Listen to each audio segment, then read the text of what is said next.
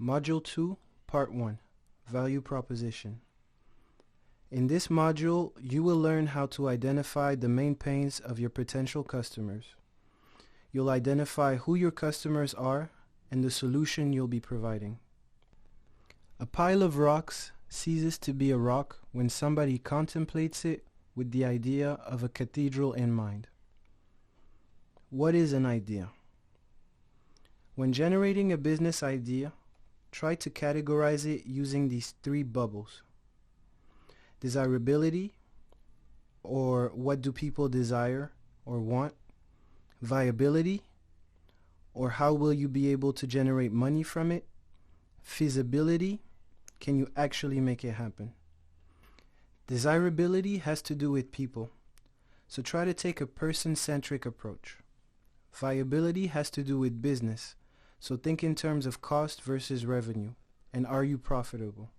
Finally, feasibility has to do with technology. By what means will your business idea operate? There are so many solutions that can be generated through technology, so think about what yours will be.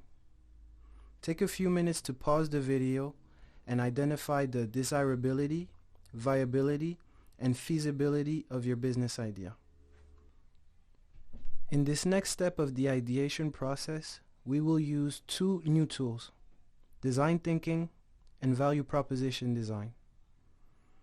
Design thinking is made up of three core principles: empathy, understanding the needs of those you're designing for, ideation, generating a lot of ideas, and experimentation, testing those ideas with prototyping.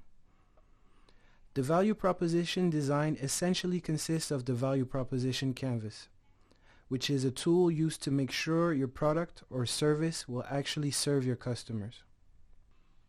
Design thinking. There are 5 steps in the design thinking process: empathize, define, ideate, prototype, and test. The first 2 steps are used to understand the needs of your target customers and identifying their problems. The next 2 steps are used to create a concept or idea around the said problem. And the last step consists in testing the said business idea. Value proposition design. The value proposition canvas essentially helps you visualize the job your customer is trying to accomplish. On the right-hand side, what they wish to gain by doing it, and the pains that prevent them from accomplishing it. On the left-hand side, your business idea should include gain creators, pain relievers, and products and services.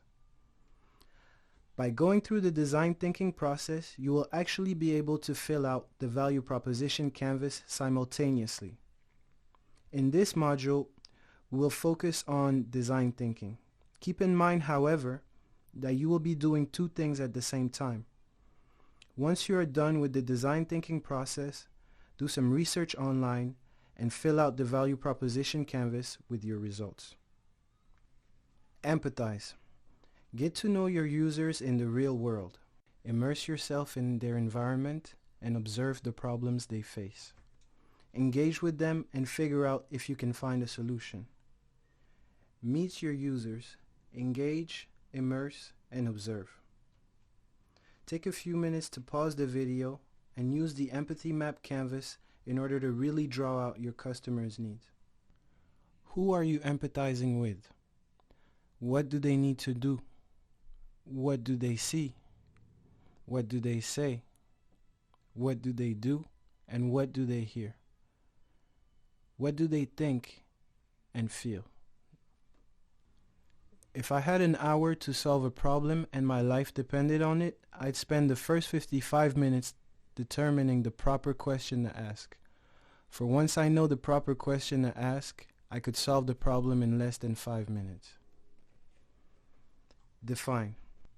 In order to define the problem your user is facing, you must have a clear idea of who he or she is. Clearly state what their need is and gather insight on how to generate a solution. For example, young people with low budgets actively working on their projects and living in cities need access to internet connections and access to space for them and their teams to collaborate. The insight that you can gather from that is that young people, or the users, do not want to own an office as the cost would be too high. They would like more space for them and their teams to work, and it's important for them that the space caters to their particular needs: internet, charging outlets, music, and maybe coffee. A point of view is a meaningful and actionable problem statement which will allow you to ideate in a goal-oriented manner. Your point of view captures your design vision by defining the right challenge to address in the ideation sessions.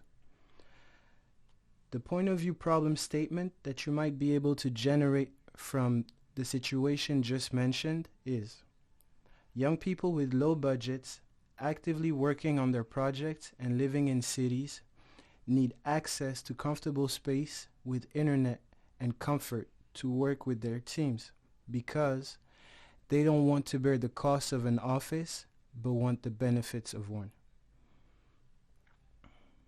Go out into the real world and try out these two new design thinking tools on your users. This is the end of part 1 of the second module. Try out the tools shared in the video and remember this motto: don't believe, test.